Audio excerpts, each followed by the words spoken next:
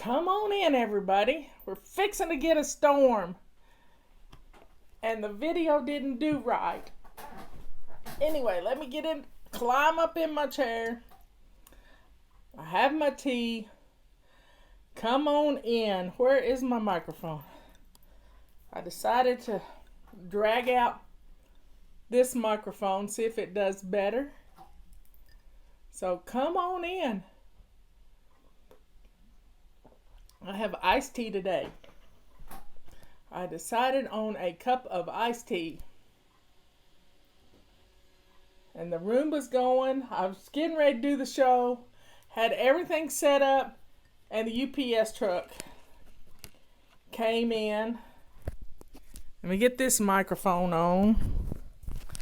And it's hot, but it's getting ready to storm. It's getting dark outside. Anyway, come on in, folks. We got some stuff to talk about. Yep, we got some things to talk about today.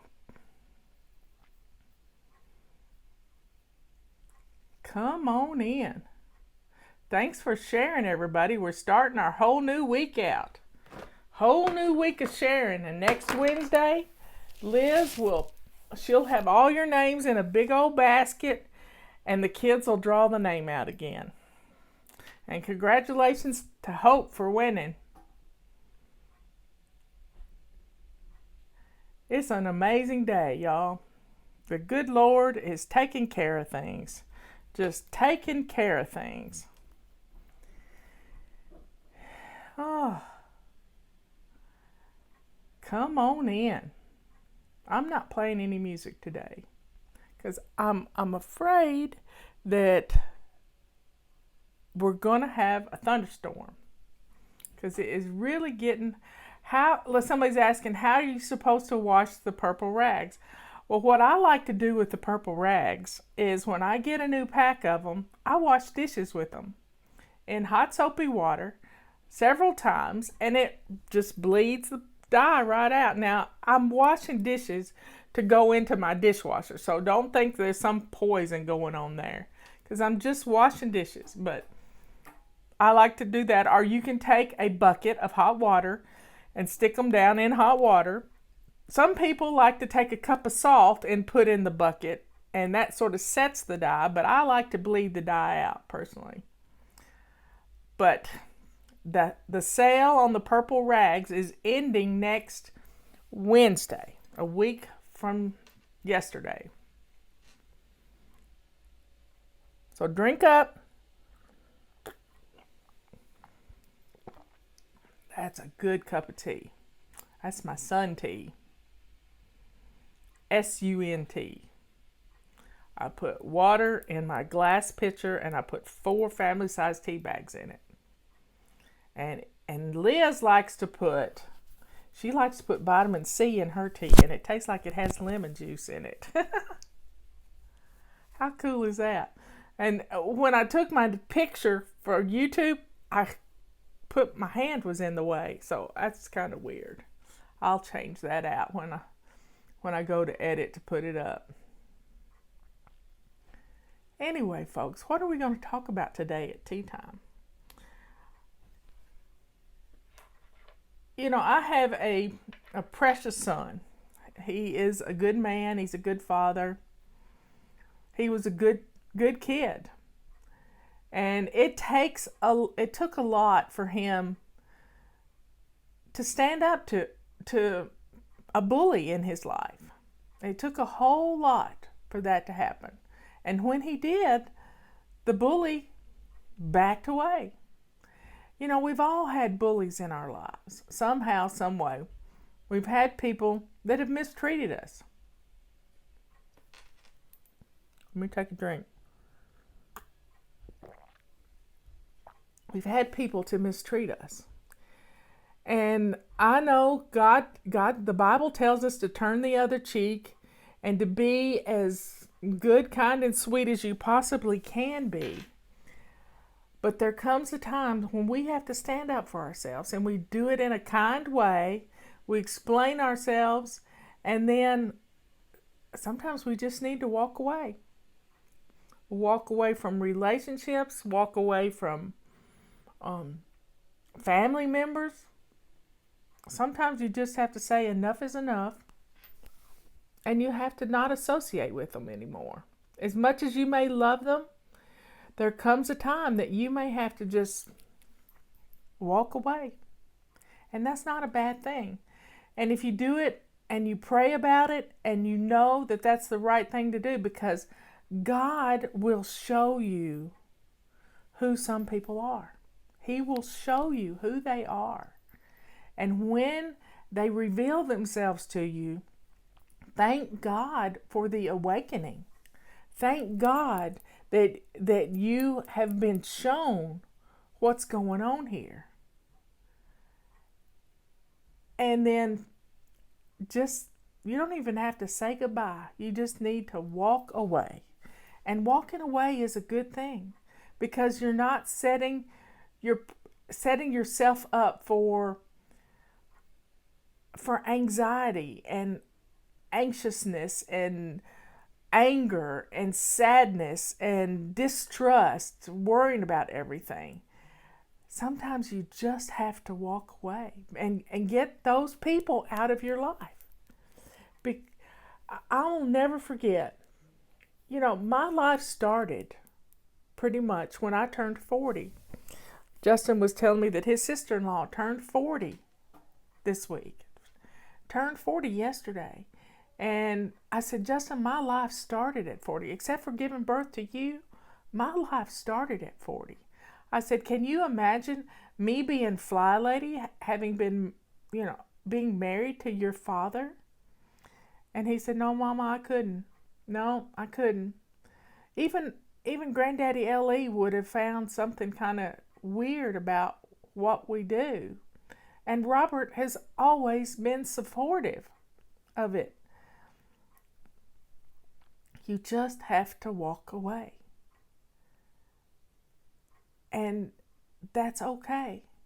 It's okay to decide to live a different way. So drink up.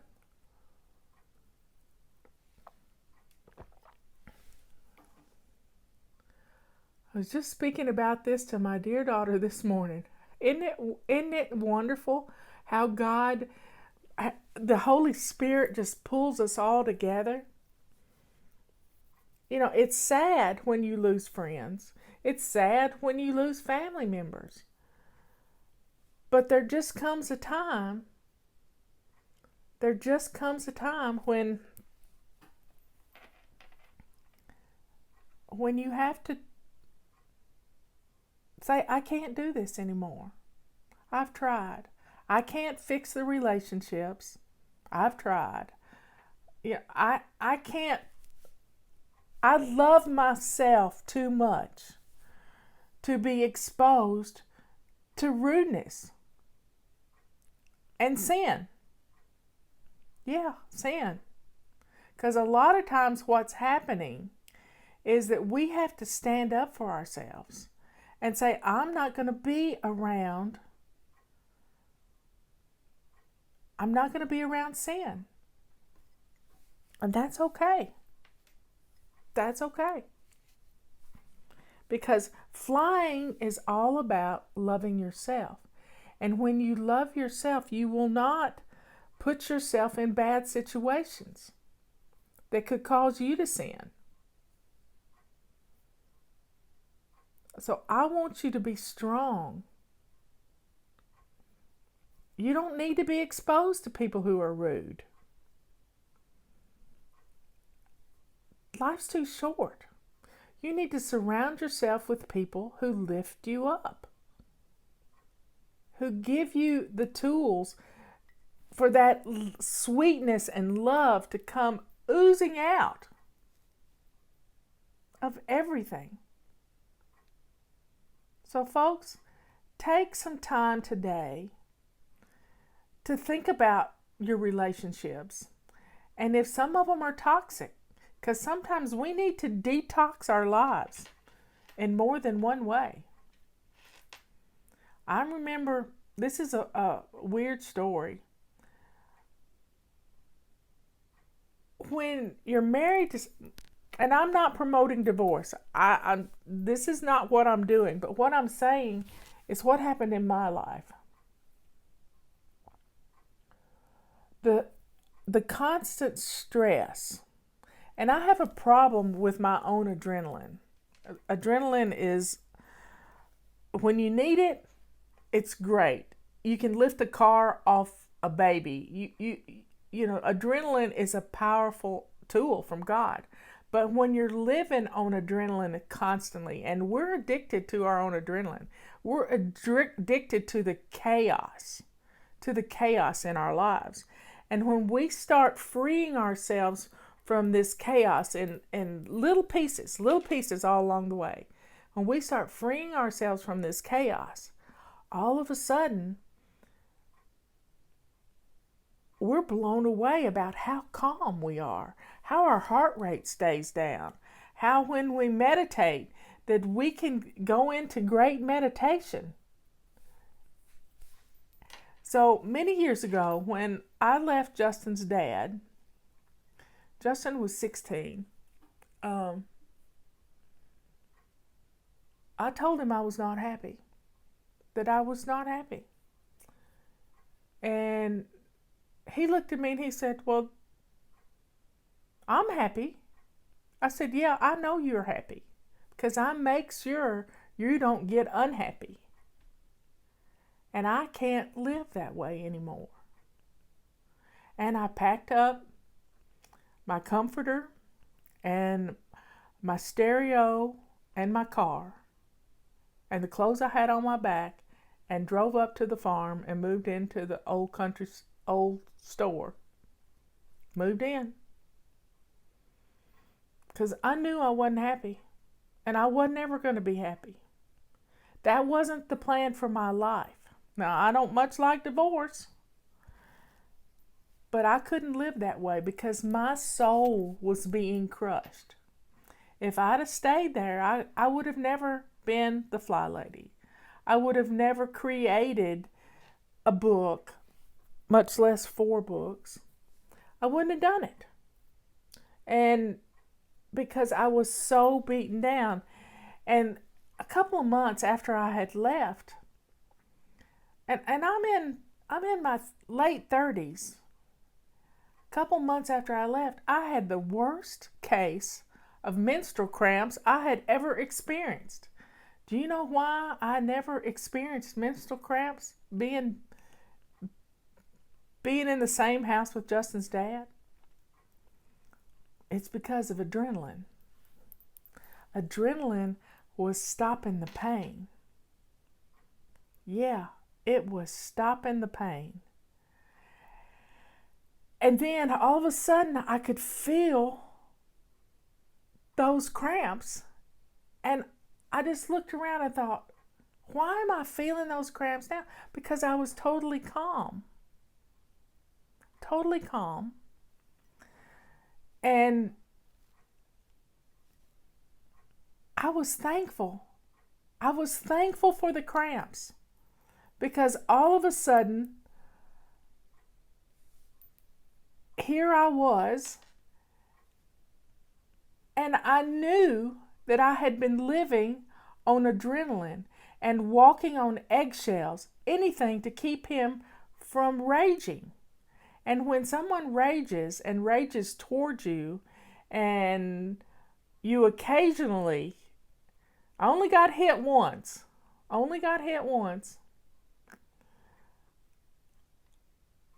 God shows you who they are. And when they do that, when God shows you who they are, thank God for the message that has been given to you. And if you don't follow that message and divorce yourself from that relationship, now on Friday, we celebrate our relationships. And I believe most relationships can be redeemed. They can. But you got to let go of the resentment. You got to let go of the pain. Because if you keep remembering it,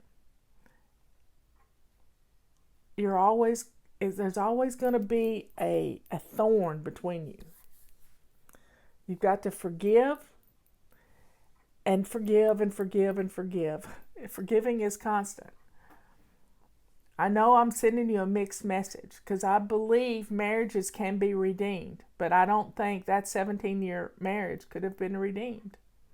Robert and I have been married 24 years now. Whole nother life. And it didn't happen until I realized I was worthy. I was worthy to be loved, to be taken care, Robert and I take care of each other. Last night we were watching something on TV. And in this TV show, we're watching NCIS. The wife of this Navy captain or something slaps her husband. And Robert looks at me and he says, if you ever want a divorce, all you have to do is slap me like that. And I said, why would I ever slap you? You're my sweet darling. We got each other's back. And he said, well, that would be a great way to let me know that you didn't want to be around me anymore. I said, well, I might give you a knuckle in the arm if you say something funny sometime. But I'm never going to slap you. I'm not going to do it. We got each other's back. The world may be against us, but we got each other's back.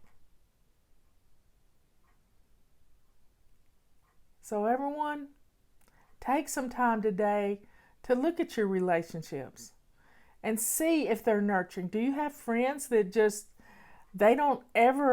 a friendship isn't reciprocal? Think about it. It's got to go two ways. You have to get as much as you give. And it's not a 50-50 relationship. It's 100% and 100% in a marriage.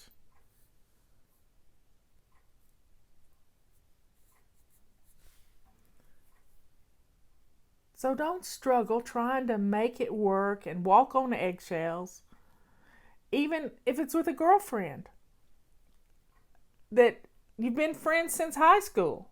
Sometimes it doesn't work. It just doesn't work. I had a friend like that, and she lied to me. You can do a lot of things, but don't steal from me and don't lie for me. And 11 years ago, I had to divorce myself from her. I tried to help. Sometimes people take advantage of you. So when God shows you who somebody is, even if it's inadvertently, make your plans. Do what you need to do. And be aware that alcohol can play a big part in people's change, in their change in their personality. If you see something come out of somebody when they drink, that could be a good sign for you that they're hiding their true self when they're not drinking. I don't want to be around somebody that's not their true self. I do not want to be around somebody who's not their true self. Well, folks, drink your tea.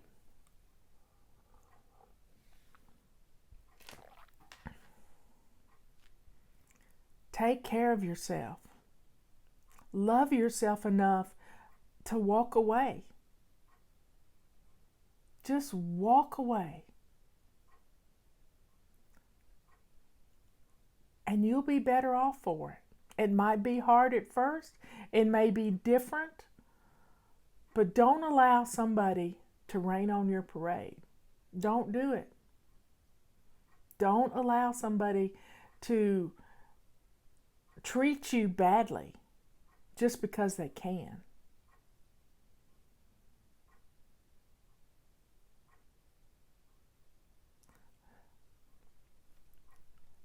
I love you all.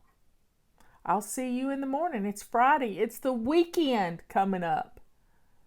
Be good to yourself, kind to others, and let your love just flow out of you. Be good, kind, and sweet. You know, you've seen people on TV, you say, oh, they're just too sweet. Well, that love needs to just, we can change the world with that love. We really can. But some people aren't going to react to it because they have a different agenda. They're angry. They have a chip on their shoulder. Something's going on in their life that we don't know and we can't fix. And we got to quit trying to fix people. Let's take care of ourselves. And then when you take care of yourself, things are going to pull together around you. Your children are going to be happier. Lots of things. I love you all. Be good, be kind, and be sweet. And I will see you in the morning. Bye.